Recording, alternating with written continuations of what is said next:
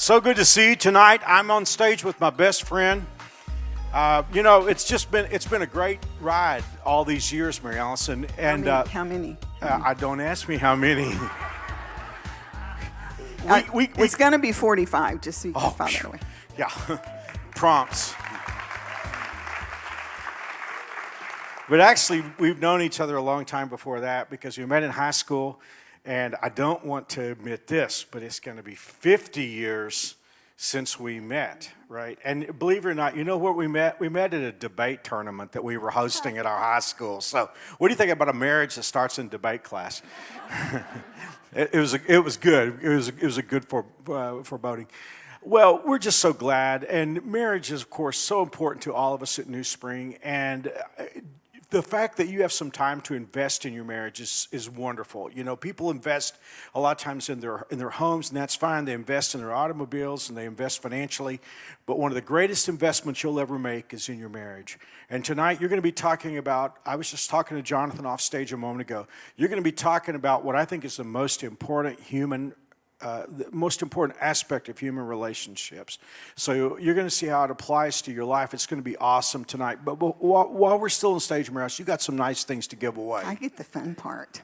So 6 chairs out there have one of these taped underneath, so y'all might want to be looking. Because if you find one of these under your chair, then at the end of the event, you can take it back to the table at the back, and you'll get a free T-shirt and a coffee card. Are you finding them? There's 6 of them. They're spread around. Wave them. Okay, I see 1, 2, 3. Okay, 4. All right. Getting close. Were there any up on these front 2 rows? Jenny, I think you need one. Come get this one. Wow, that's awesome. And if you're depressed about not getting one, they do sell them, right, at the New Spring store? The shirts and the coffee cards? Yeah, right. So you can, if you're really depressed, you can buy one. They're not selling the gift cards. But we're also going to get out of the way real quickly here, but I want to tell you we talked about investing tonight in Married Life Live, but you have an enormous opportunity to invest in your marriage this coming June. June 24th through 26th is the marriage retreat. And I've already seen the schedule for it, and I promise you, these will be some awesome days because not only will you hear some of the greatest teaching you'll ever hear, you'll get to be away in Kansas City, away from the kids and just away from all the pressures, and you can go see the Royals and eat barbecue. It's going to be a great time. So again, one more time, it's June 24th through 26th, and if you want to sign up for it, it's newspring.org/marriage retreat. One more time, newspring.org/marriage retreat. And the sooner you sign up, the sooner you can secure your place, and I promise you it's going to be awesome. Well, Mary Allison's not going to get out of the way, but it is our privilege to meet you tonight and say hello and welcome you to the first Married Life Live of 2022. Tell them about the video that's coming up. There's a video. That's right. You're going to get to see a video with some wonderful things about last year's retreat. So check this out. Yeah, I love the culture of authenticity at the marriage retreats that New Spring gives. Probably the thing that I like the most is the evening out on Saturday night, where you actually get to have a date night. We don't do a great job of planning a date night into our schedule, so that's at least one time a year where we get to go to a different city and have a date night and just a night to ourselves. The topics that they presented were so relevant to literally every marriage ever. And it really brought up stuff that we had already addressed, and it brought up stuff that we didn't even think to address. We met some people we had never met before, and we connected with them, and now we see them around the church, and we're like, oh, hey, how are you? You know, and it made the church feel smaller. The value of the information that we got, we were able to apply it to our life. You could go and schedule a big weekend adventure and, go spelunking or skydiving or something, and that would be amazing, and you'll have memories and probably some cool pictures, right? Where, to me, I remember more, sitting there on the balcony talking with another couple about their lives and our lives and what we're doing and they're doing. I remember that more than going skydiving or something because that meant more to me than just a photo opportunity. It's not just someone telling you all weekend, this is how you do it, this is how you do it, this is how you do it. It's someone saying, This is our story, and this is what we've learned along our journey. You don't ever feel like you're being preached to. You feel like you're being connected with. Each one is unique. If you've been to one, it doesn't mean that you don't have to go again. You'll get something out of each and every time that you dedicate a weekend to go and build your marriage.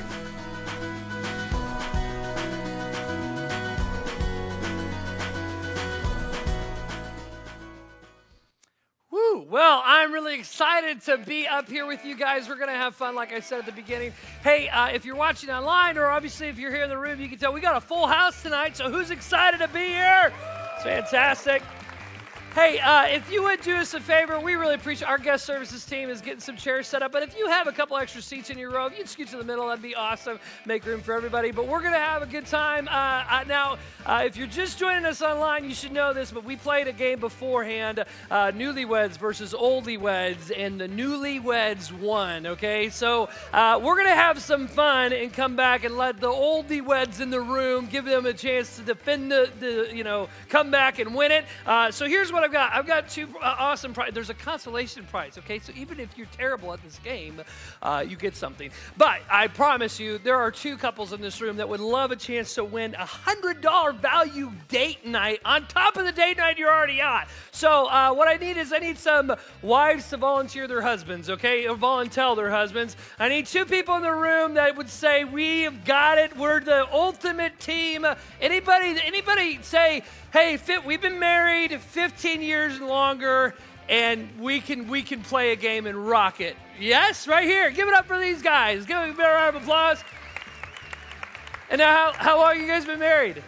15 years. That is awesome. Come on up. Okay, we're looking for some newlyweds, okay, to defend the title. You guys won the first game. I'm looking for anybody 14 years, 364 days. Yeah, Sarah, whoever you're pointing to, my wife's pointing to somebody, and you have been nominated. Give it up for these guys. Yeah. Look at that husband. She can't even hold him back. That's how excited he is. He's so excited. All right, good to see you guys. How are you? We've got Leslie and Dustin, right? I'm going to give you guys these. And Leslie and Dustin married 15 years. That's very exciting. You guys feel like you know what each other's thinking a lot of times? Most of the time. No. Does he ever finish your sentences? I don't know. No, do you ever wish he would stop trying to finish your sentences? Yes, Okay, yes. cool, that works. So here's what we're gonna do. We're gonna have you guys play. Have you ever seen The Pyramid, the game? Well, this is not that game because that game's copyrighted. But this game's called The Big Pyramid, and it's really, really simple, okay? So you guys are going to be a team. Over here, we've got our newlyweds. Let me give you guys your microphones, okay? And we've got, well, go ahead and say your name into your microphone. Alicia, and this is your husband? Denver. Say it again? Denver. Denver, and how long have you guys been married? 8 months. 8 months! Give it up for these guys. Man. Now, Alicia, does he know what you're thinking? Does he finish your sentences ever? Not even close. Not even. Stop. Not even close. No, It's like, that's true. I'm not going to finish her sentences. She just tells me what to do, and I do it, okay? It's been 8 months. All right, here's what we're going to do. I'm going to have you guys sit back on these chairs, both of you. Now, I'll tell you, the way this game works is we're going to put up several different categories. You guys will be able to pick a category, and then you're trying to give them clues to get them to guess a single word, okay? You can't say the word that's on the screen. Now, if you're sitting in the outside chairs, you'll be giving the clues. If you're sitting on the inside chairs, you'll be receiving the clues, okay? So I'll let you guys go ahead and grab a seat. Newlyweds over here. We'll do the oldyweds over here. And just because they're defending their title, we're going to start with the old people, okay?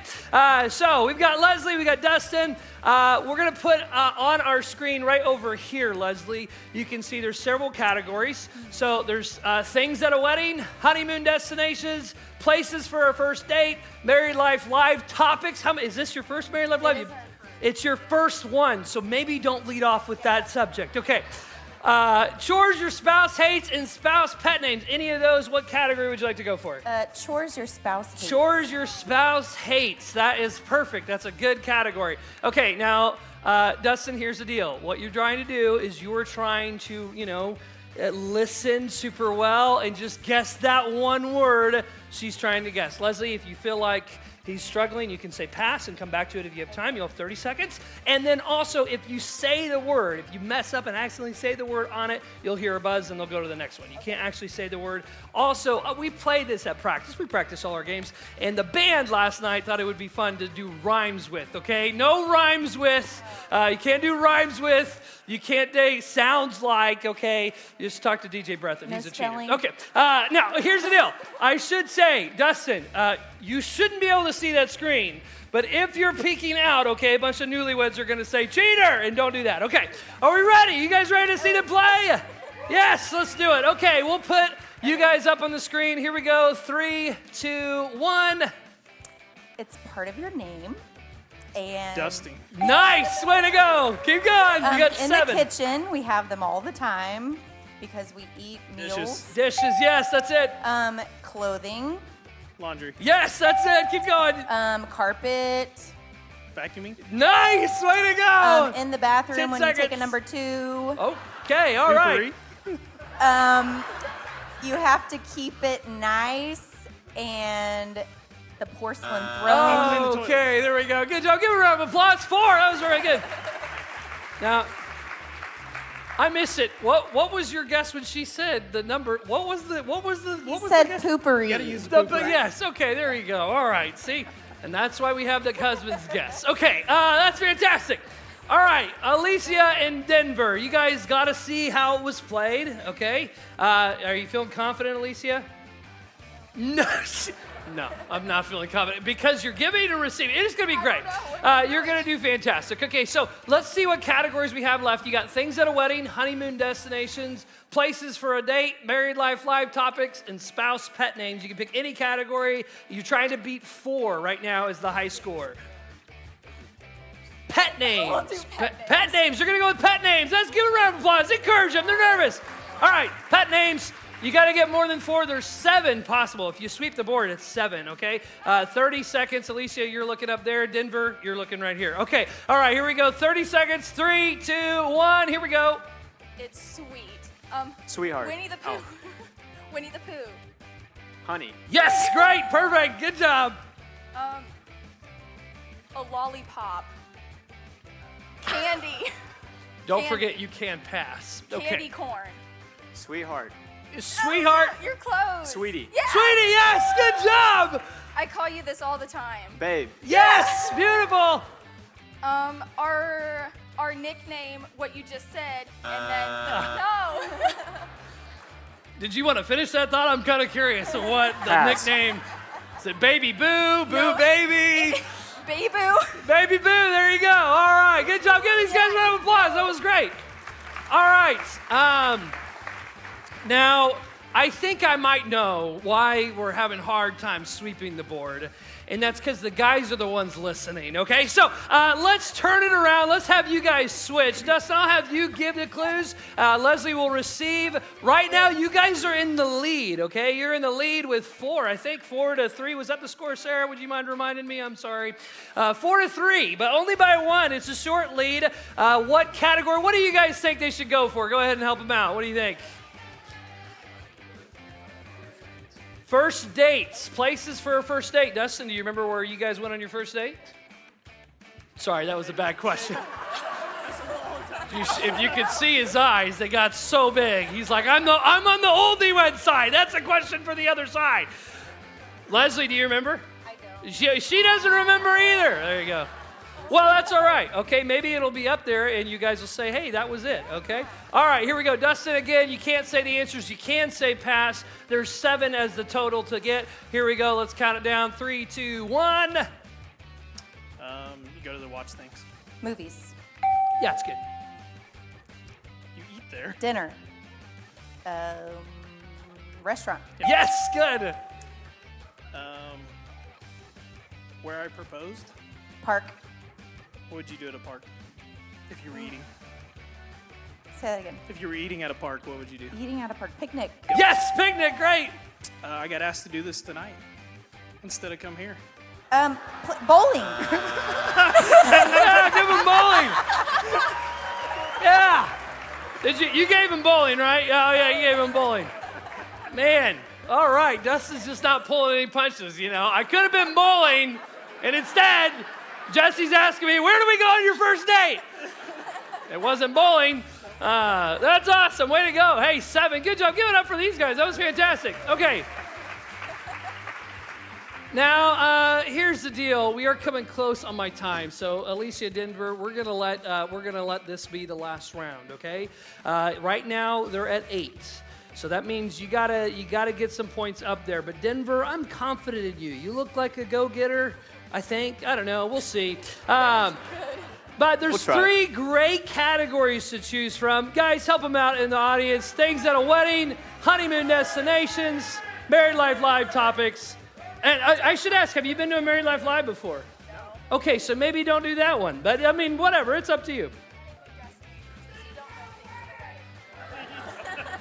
So, just so you can hear what was just said off mic, I think this is important. Alicia leans over and says, do honeymoon destinations. You don't know what's at a wedding. Which was fantastic. He didn't know what he was doing. So, Denver, I'm just going to assume you want to go with honeymoon destinations. Is that right? He says yes. Okay, all right. We're going to do honeymoon destinations. Again, 7 will sweep the board. You don't need 7 to win. You just need 5 to tie, 6 to win, okay? Are we ready? You guys think they can do it? Of course they can.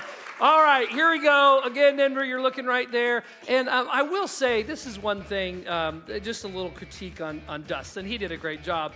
But Dustin's strategy was to say one word and then make Leslie do all of the rest of the work. You can say more than one thing if you want to. It's totally up to you. Okay, all right, here we go. I love you, Dustin. All right, 3, 2, 1, here we go. Surfing. The beach. No, a place. A place. Oh, city. Or no, not city. State. Hawaii. Yes, Hawaii. There we go. Oh, where I just went. I just went. Las Vegas. Yes. Disneyland, kind of. California. Florida. City. Pass. My name. Denver. State. Colorado. Yes. Big city. Oh my goodness. Can you put the score up? Is that what? Oh, right there. I thought they had 6-2. The oldie ones win the game. Fantastic. Denver, I'm not going to lie. I was afraid we had a tie. I was afraid we had a tie. Orlando was the one that you passed on. I was going to say that. Yes, it's understandable. Denver forgot where they keep Disneyland, so that's okay. But hey, you got your own name. You know, I forgot Colorado was an answer, and if you hadn't have got that, I would have been pretty depressing, Denver. I'm not gonna lie. Hey, we've got a consolation prize for you guys, a bookstore gift card. So give it up for these guys. That's fantastic. As promised, and actually, look at this. You came back. The Newlyweds won the first game. You came back, and you won it for the Oldyweds. Give it up for these guys. So here's a $100 gift card, Firebirds and Coca Dolce. So there you go. And I don't know if that's better than bowling, but that's all we got, okay? Good job. Give it up for these guys. Big round of applause. Thank you so much for coming up. That was fantastic. Oh, man. We have a lot of fun planned. Jonathan and Wendy will be up in just a few minutes. We've got a few more surprises. But right now, we'd love for you to take a look to the screens and watch this. I tell you what, music helps us out a lot. I love to sing. I sing in weddings, believe it or not.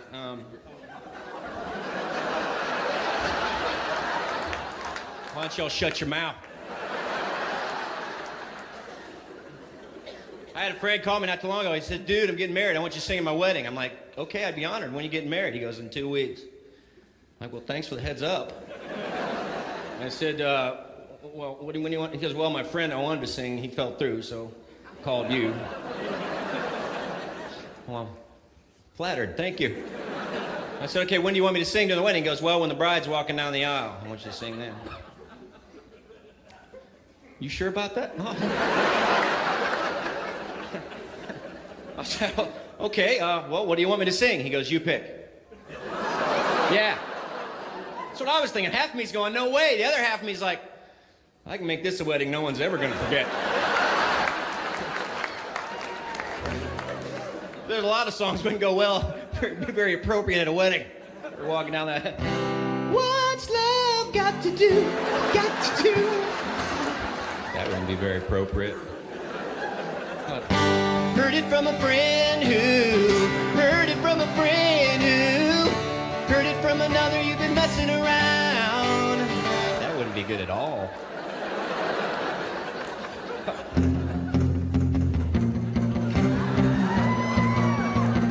She's my best friend's girl, but she used to be mine. That wouldn't. Might lose a friend over that one. Oh, there's worse.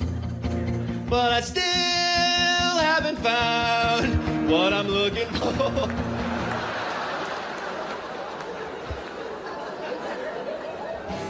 You can't always get what you want, but you can try sometimes. You might find you get what you need. Yeah. What you want, baby, I got it. What you need, do you know I got it? All I'm asking is for a little respect when you get home. Hey, baby, when you get home, mister, I ain't gonna do you wrong. Why you gonna? I ain't gonna do you wrong, 'cause I don't wanna. All I'm asking is for a little respect when you get home. Hey, baby, when you get home, mister, I'm about to give you all my money. All I'm asking in return is, honey, just give me my propers when you get home. Yeah, baby, when you get home. Just a little bit.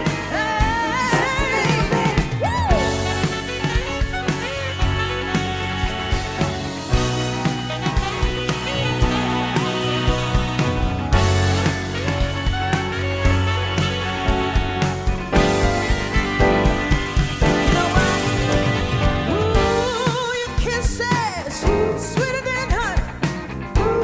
And guess what? So is my money. All I want you to do for me is give me respect when you get home, mister. You know, R-E-S-P-E-C-T. Find out what it means to me. R-E-S-P-E-C-T. Take care of TCB.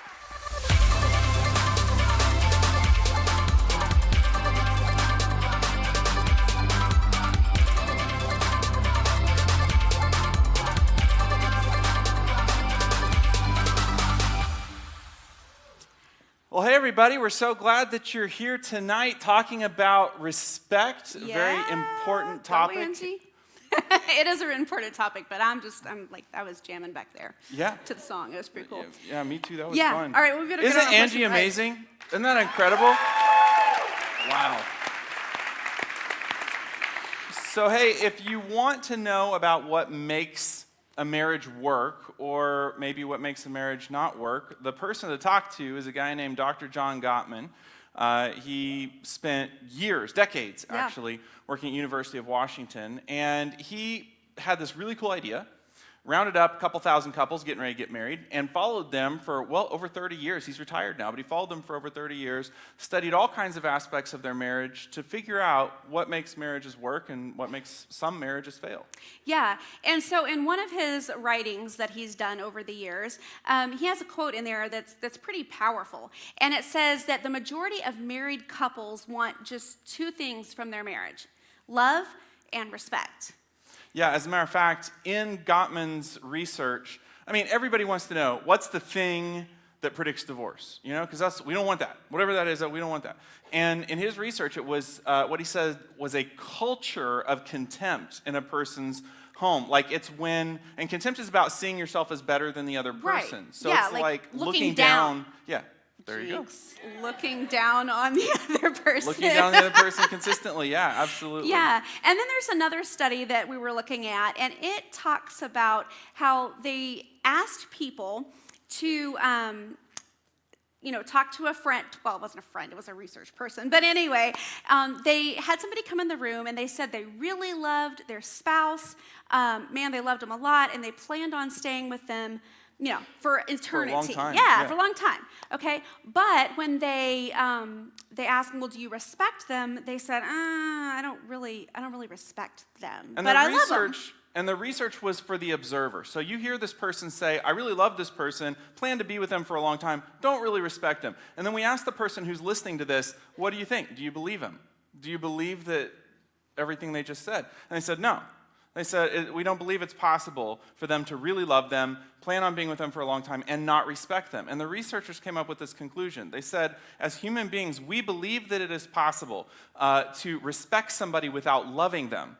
But in general, we don't believe that it's possible to love somebody and not respect them. And that's one of the reasons why it's so important for us to get to the root of this issue of respect in marriage, because it's not particularly common. Yeah, no, it's a foundational issue. Now, so that's kind of why we're covering what could be considered a tense topic tonight, okay? Usually we try to keep things super light, and it is going to be super light and fun, but this might be a tense topic for you and your spouse, the whole idea of respect. And we want you to let it settle a little bit. So in a minute, we're going to talk to you about some research that we did right here on respect, and you're going to hear, guys, you're going to hear what ladies said they wanted in their relationships that would help them feel more respected, and ladies, you're going to hear what guys said they felt like would make them feel more respected in their relationship. And what could happen is you could feel completely vindicated. Finally, somebody other than me is saying this to my spouse. Like I've always said, this is what I need, and I don't get it from them. And finally, Jonathan and Wendy get up and say that research shows this. Do me a favor, don't hammer it home in the car on the way home tonight, right? Give the dust a little time to settle. Let this work, because it's a sensitive area, whether or not we're being respectful.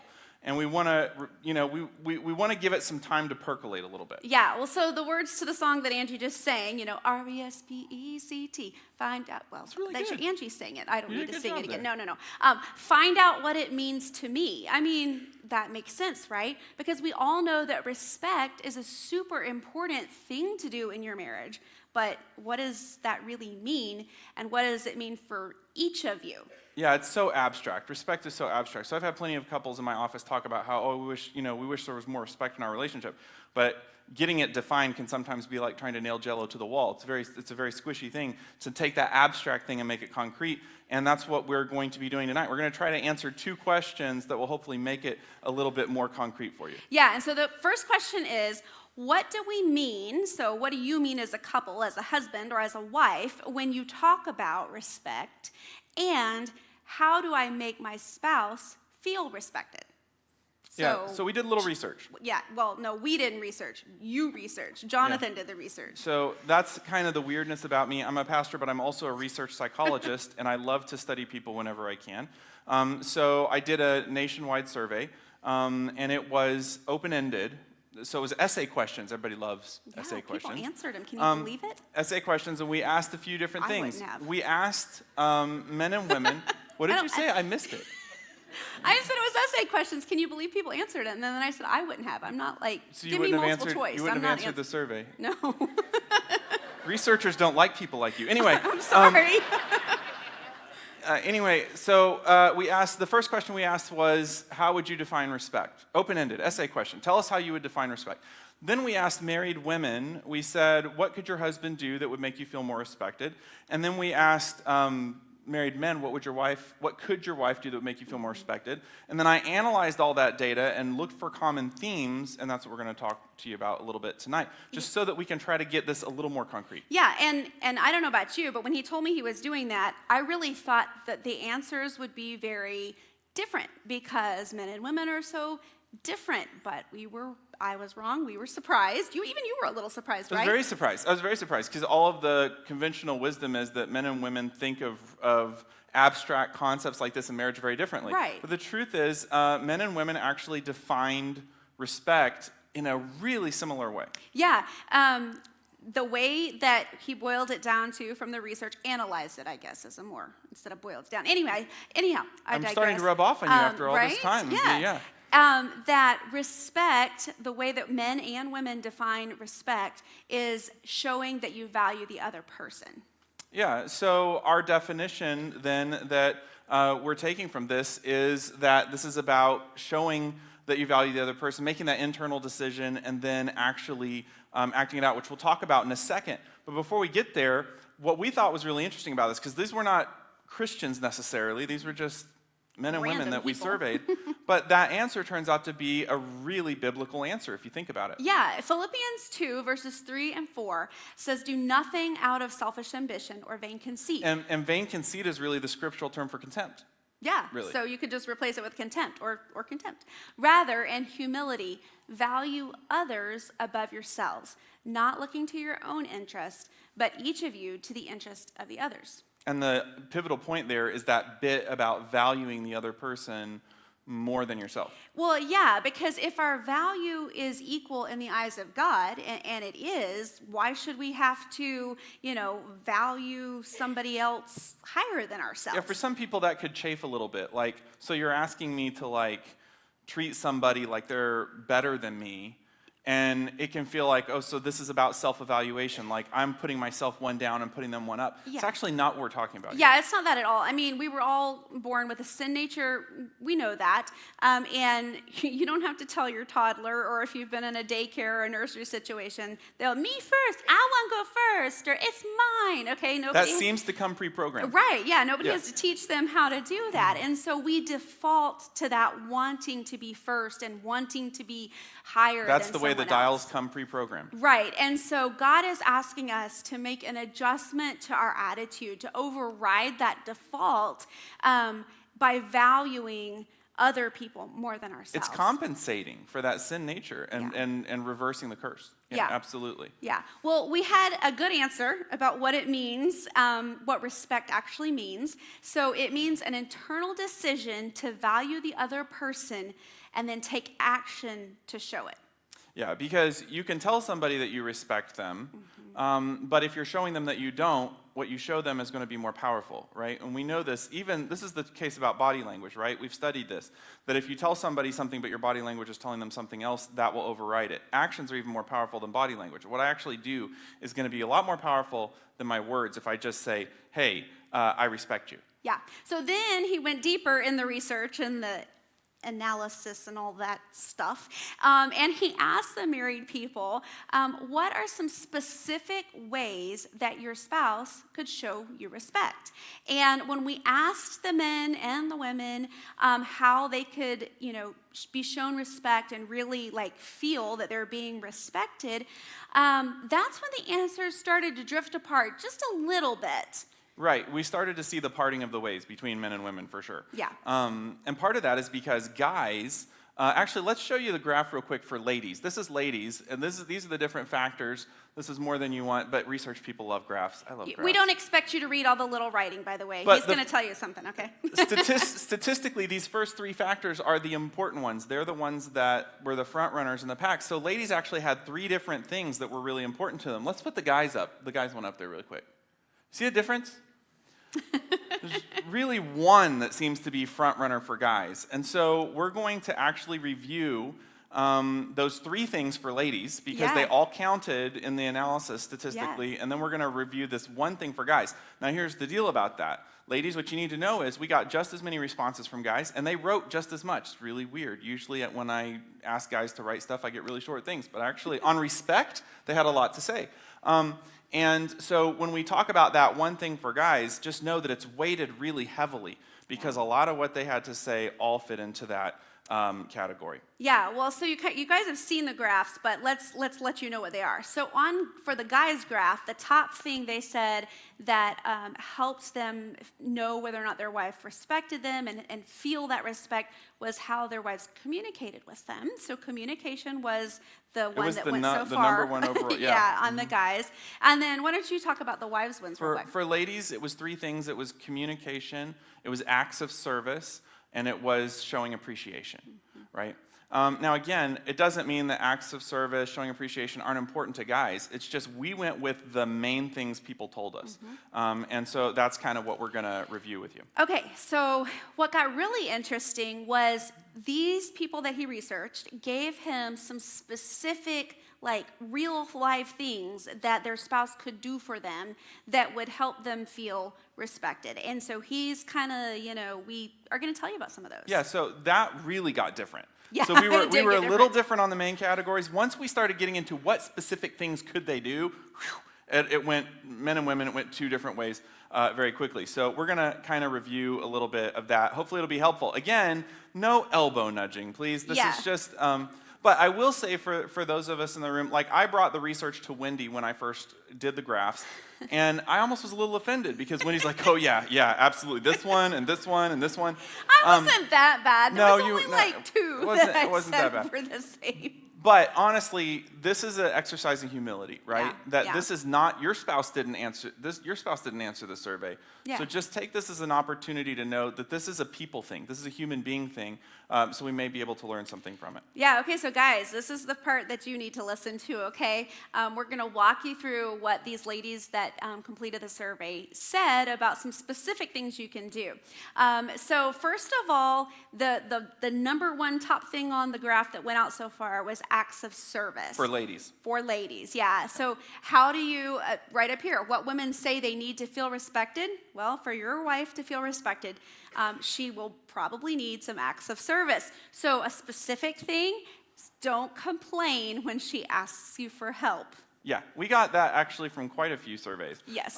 That there was this feeling that there is a sense in the home that we have roles that clearly define the different things that we do. And if I need your help with something maybe I typically do, a lady was saying, if I'm asking him for help with something that I typically do, he gets complainy and upset about it. And basically they were saying one of the ways that I feel respected is when he's willing to answer that request and actually do it to help. Without complaining. Yeah, at our retreat this summer, if any of you guys got to go to that, you might have heard Dan Kubish when he and Debbie Kubish were talking in their session. He does the dishes, every day, I think. He's a hero. Right? Yeah. Let's think of him as an exceptional person. But he said every now and then, he kind of wants to hear the band play, meaning he wants Debbie to kind of make a big deal about it. Oh, it's so wonderful that you did the dishes and blah, blah, blah. So don't expect the band to play every time you help your wife, okay? Right. Moving along, do what you promise without having to be reminded, guys. Right, so this one is the one I have to work on the most because I'm really, really bad at this because Wendy will ask me to do something when I'm focused on something else. And I almost have a reflexive, subconscious yes that pops out. She says, will you take out the trash? I'm like typing, yeah. I don't even think I'm aware that I said yes, right? Well, sometimes I'm even like, are you sure you will? You're like, yeah. Yeah. I'm like, before you go to work, yeah. Yeah, and then she comes back and it's not the trash done. is still there. Or the right? bird is still covered up in the well, cage. That happened today. In Yeah, the middle so of the day. again, you're doing a little seminar for me up here. Right. I appreciate that. That's great. Sorry. But no, even in the last 2 days, you asked me to take the trash out. I forgot to do that. I said I would. You asked me to uncover the bird, and I didn't do that. But you would think, oh, those things are just so small. They're not really important. Actually, we know from research that in a way, small promises are as important as big ones. As a matter of fact, I'm friends with a researcher he does psychological research about whether or not you like where you work. And one of the main factors of whether or not you like where you work is whether or not your boss keeps small promises. Not big promises like you're going to get that promotion or you can take vacation. Those are important. But these are promises like, I'll get into that and I'll look into that and I'll get back to you. Or we'll sit down and talk about that on Tuesday.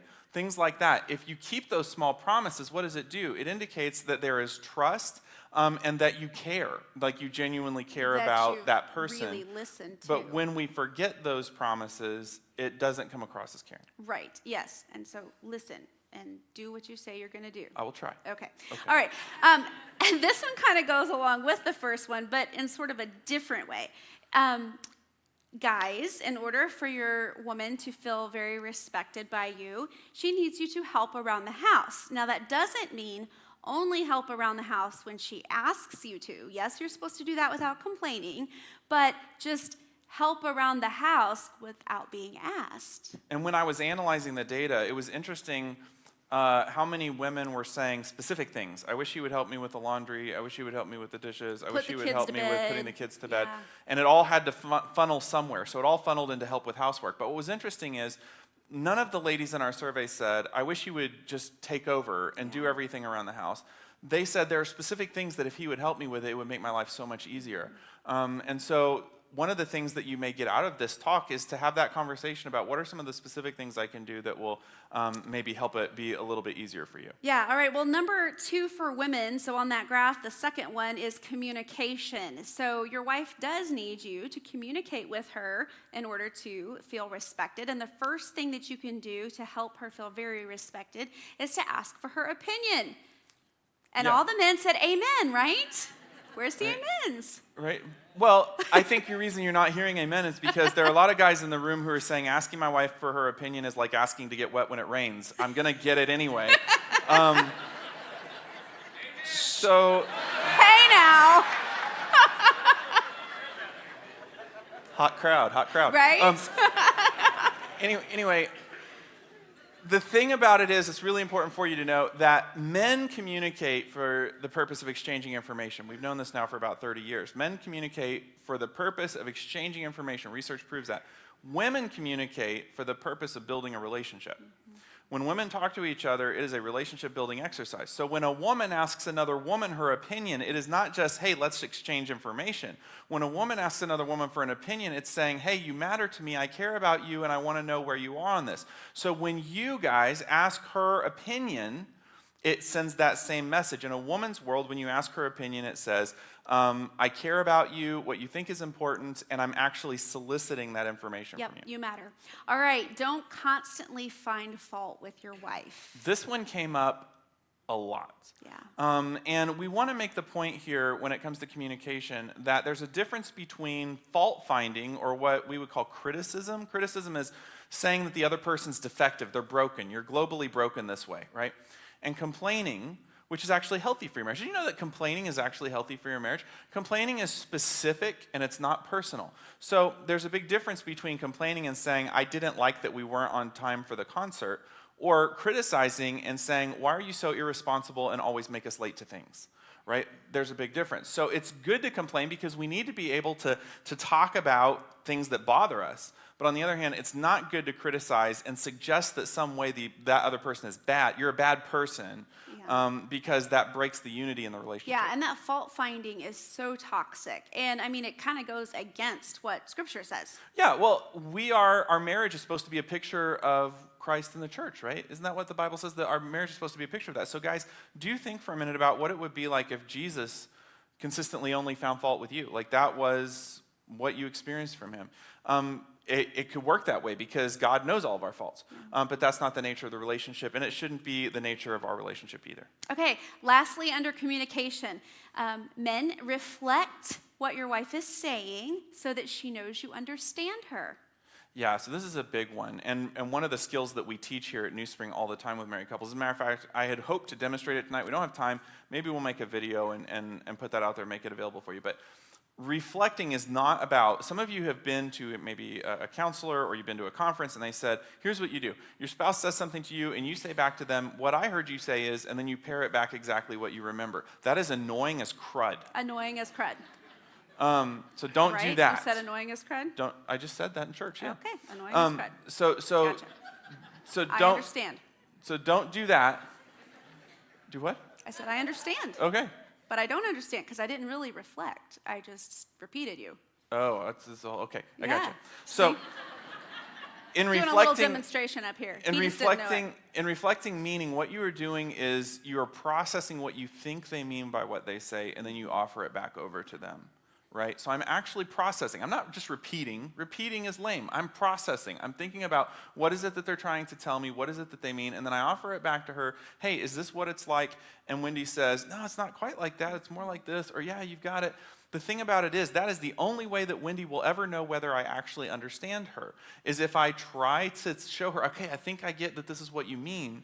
And then if she validates that, then there's understanding. I never have a right to tell my spouse, and this is guys and ladies, I never have a right to tell my spouse, I understand. Strike those two words from your vocabulary. You don't know whether you understand, only they know. And it's really like, this is just a little side note, but it's really hard not to do that.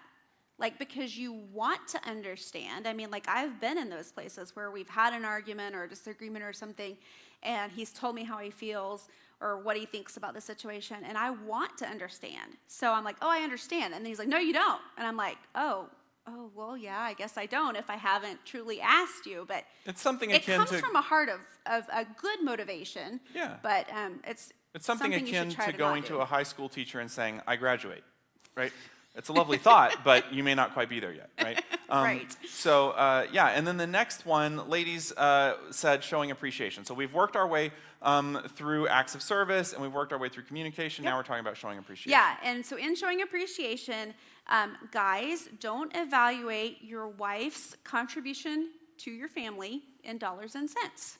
This is another one that actually came up quite a few times. And one of the things that can happen in a relationship is we can start to compare our contributions to the relationship, and we look for quantifiables like how much income do we make or whatever, those sorts of things. But the truth is, and especially in this area of dollars and cents, as just a discouragement from doing that, first of all, it's not healthy for the relationship. But second of all, if you did calculate the cost of what she contributes to your relationship, you couldn't afford it. Wendy and I went and got life insurance, this has been several years ago. And that life insurance agent does what they do. They sit here and calculate how much money would you need if one of you died. And it was the weirdest thing to put on paper all the things that would have to be replaced in terms of just keeping the wheels rolling in our family. If Wendy wasn't there, like all the things that we would have to have somebody do. To have somebody do those things. There's no way I could ever afford it. Take care of your kids. So just don't go there. You can't afford it even if you did price it. Exactly. Another thing, don't let your wife's hard work go unnoticed. Yeah, so this is about recognition, right? We all want recognition. It's a little scary though for guys, right? The two scary words from Wendy when I come home is, notice anything? Because I'm like, is it about the house? Is it about your hair? Is it about the kids? I'm not really sure. You got to give me a hint. Like, am I warm? But being observant in that way is really important. There's a reason why there are Employee of the Month plaques in organizations. And here's a hint, it's not for the customer's sake. They don't put Employee of the Month plaques out there because customers love to see them so much. They put them out there for employees because we all have a deep need for recognition. And the ladies told us that in our survey. They're like, I work really hard. I need him to notice that I work really hard. Yeah, and lastly, under show appreciation, don't assume my life is easy. Yeah, and that kind of goes with that comparing and, figuring out the worth of a contribution. But the ladies in the assessment or in the research really just said, look, it's easy for him to look at what I do and think that it's not hard, but if he were to walk a mile in my shoes, do you guys remember that old show? It was called Undercover Boss, and they would have a CEO and they would go do another job in the organization. By the time it was over, they were frazzled and had lost, a lot of weight and were like, I don't know how I could ever do this, Truly, if we're not ready to be empathic and really walk in the other person's shoes, we're really not ready to evaluate how easy or not easy their life is. Yeah, so now that we've learned from researching ladies, here's what we learned when Jonathan asked these questions to men. Yeah, and it was about communication. It was way about all about which really kind of surprised me, that would be the front runner, but that's what it was. Okay, so some specifics, because remember he asked specific questions that said like, hey, how do you apply this? What would help you feel more respected from your wife? And they said, accept influence from me. That one was huge. It was like tons and tons of that came in. And I think that I saw an example of this recently. I went to Home Depot, and I had to ask one of the employees to go check and see if they had something, and they went back and they were looking for something. I'm standing over there by the area where they have all the kitchen finishes, and people come in, somebody helps you plan out your new kitchen and all that stuff. And there was a middle-aged couple there, and that's what they were doing, figuring out their new kitchen layout. And she would say to him, now, which countertop do you like? Do you like this one or this one? And he would pick a third one. He'd say, this is the one that I like. And she would kind of lean back for a second. She would go, no. And then she'd tell the guy, we're going to do this one. And then they'd go to the countertops, and she'd say, which of these two do you like? And he's like, well, no, I actually like that one. And she'd go, no. And they did this like several times. And it dawned on me how easy it is to slip into this routine of thinking that we're asking for influence, but then shutting it off at the pass. Like, I think I want you to give me some input, but then once I get it, I evaluate it, I don't like it very much, and I shut it off. But what's happening there is the unity of the relationship is breaking apart because that influence, mutual influence, isn't there. All right, so ladies, another thing you can do is try to understand and sympathize with your husband's challenges. Now, funny thing with this one happened. So again, Wendy's been listening to me drone on about all this data. I'm sitting there and I'm saying, this one was a surprise to me. I never thought men wanted sympathy. And Wendy's like, are you kidding? Of course men want sympathy. And I'm like, hey, I'm the guy who's in your life. What are you saying? But it's actually true. I was very surprised how much this came up. And what was interesting was, it was very clear from what the guys were saying, that in the stress of their life, there is when he receives tenderness, compassion, softness from his wife in the middle of the challenges that he's going through, that's a huge coping thing. Basically, guys were telling us, I cope with stress when she's tender toward me when I'm really going through it. So that's kind of what that particular item kind of meant. Yeah, okay, and then lastly, the specific thing was, ladies, try to accept your husband's opinions and feelings without telling them they're wrong. And notice the word isn't agree, because a lot of times we're not going to agree. There's going to be plenty of times in marriages, the whole rest of your life, the whole rest of your married life, there are going to be plenty of things you don't agree on. But being able to accept what the other person is saying, understand that that's where they're coming from, without immediately telling them, no, you're wrong about that, is really important. And we see this in our office all the time, and it's one of those things that Wendy and I, after doing this for so many years, will stop everything about what we're trying to do working with a couple. If they're negating each other, if they're sitting there and just back and forth telling each other that they're wrong, we know that nothing good happens until we address that. Nothing is going to change until they can begin to be open to hearing what the other person has to say without batting it away and saying, no, it's not like that. So recognizing that it's not about fighting to be right, it's about fighting to make sure there's good understanding in the relationship. That was something that was really a big deal to the guys in the survey. Yeah, and I said it was the last one, and it wasn't. It's not. We have a couple I know, more. right? Man, I messed that up. Ladies, you need to listen to your man with interest. Yeah, now that surprised me when it came up, because generally we think of women as the best relational listeners of the two. Like, they're the better relational listeners. And that's actually true. In our research, though, what we heard more from him was, she has so many things going on that when I try to talk to her, I feel like I'm the lowest priority. Everything else is interrupting, and when I try to tell her something, I just feel like sometimes one guy said he said, sometimes I just quit talking because I realize she's got so many other things going on, I just dropped off her radar screen. So this has a lot more to do with, it's important for him to know that there is some priority time, that he can talk to her. Now, this is especially hard with little kiddos. Life can be very, very difficult. And one of the things that we really suggest is that if this is something that both of you are knowing that, hey, we need to work on this a little bit, you might try being strategic about that window of time where the distractions are not going to be as significant. Yeah, and believe it or not, I mean, because there's not just kids. I mean, some of you are dealing with aging parents. I mean, the list just goes on and on. But especially with kids, even toddlers can learn, hey, we're going to set this timer for 5 minutes, and for 5 minutes, you play with this toy, mom and dad have some mom and dad time. And then when it dings, you can talk back to them. So, yeah, anyways, that was timer. Totally Nice. off the thing. I Okay, like disagree, and when you disagree with your husbands with kindness. Yeah, so another one that came up a bunch. And basically, it's important to remember, and we've done a lot of training with couples on this, that just because you don't agree today does not mean you won't agree tomorrow. So it's always important to say this in your mind. Okay, we don't agree about this yet, right? We're having a conversation about this. Today we don't agree about it, but let's give it some time. In the meantime, having grace, remember that Jesus came full of what? Grace and truth. Well, we may be in the process of seeking out the truth. It may take us a while before we really nail that down. In the meantime, that needs to be in an envelope of grace, and that's what we're talking about. All right, and guys would like it and feel respected when you are patient with them, and specifically when you're patient with them about communication. So we have multiple guys say, she's better at this than me. She's better at communicating than I am, and I'm trying. I'm trying to come along. I'm trying to be a better communicator, but she gets mad at me because I'm not there yet. And Wendy and I have actually seen this in session, that he is working to try to communicate better, but she gets really frustrated and upset, and then she will get mad and he will stop trying. He shuts down, yeah. Yeah, so that was one of the things, and again, not something that I necessarily thought we would see going in, but guys were really saying, hey, I need you to kind of be patient with me as I work on this. Yeah.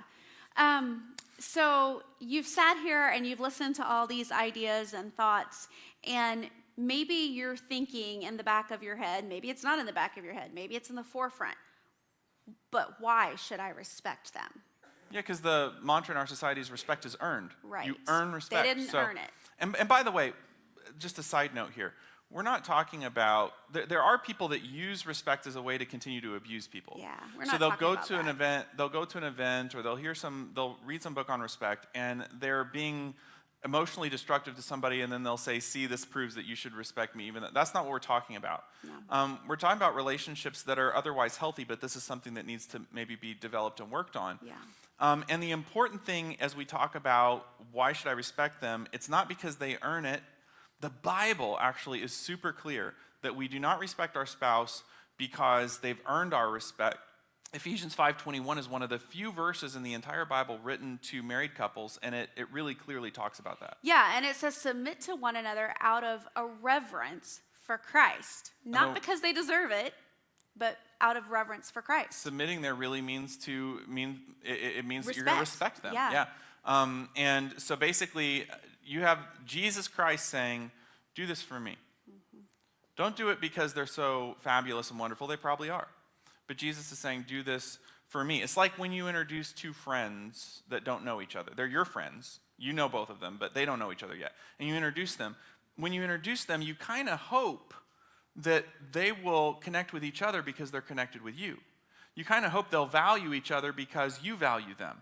Think about then what it's like for God to see two of his children come together and promise to spend their life together. Think about how much he hopes that they will respect each other because he has respect for them and because he values them so much. Yeah.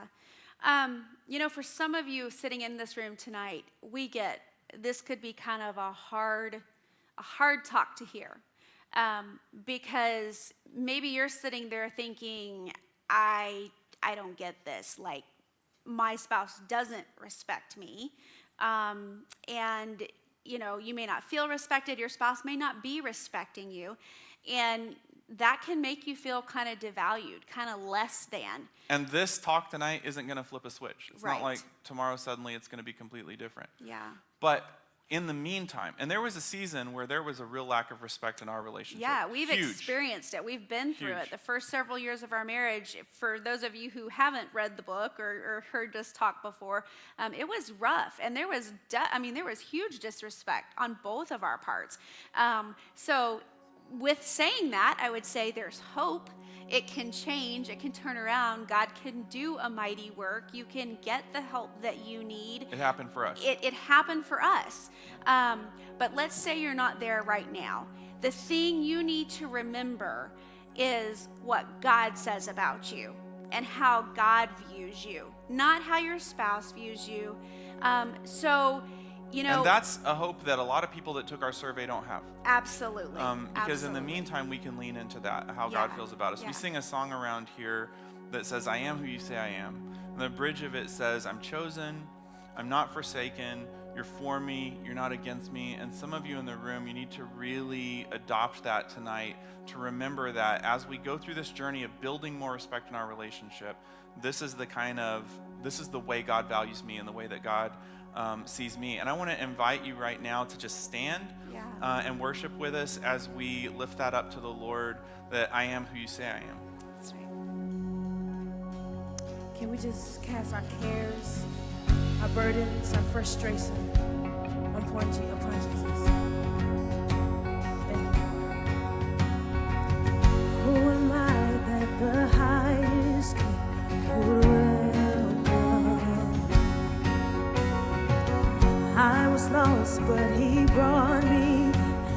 His love for me. Oh, His love for me. Who the Son sets free, oh, it's free indeed.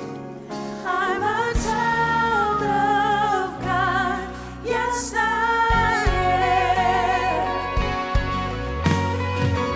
Free as He has ransomed me, His grace runs deep. While I was a slave to sin, Jesus died for me. Yes, He died.